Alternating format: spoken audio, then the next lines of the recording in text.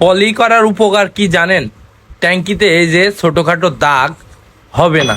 যদি আপনার গাড়িতে পলি করেন তাহলে ছোটোখাটো দাগ হবে না।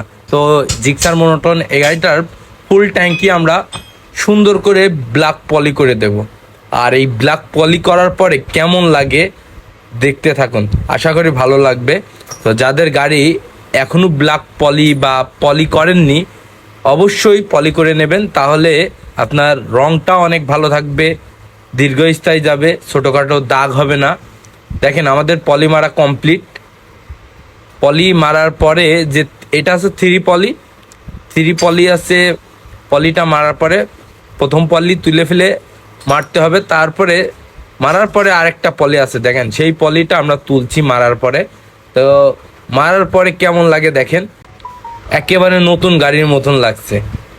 এই জন্য বলি যাদের গাড়িতে এখনো পলি করেননি অবশ্যই পলি করে নেবেন, তাহলে কি ছোটোখাটো দাগ থেকে রক্ষা পাবেন।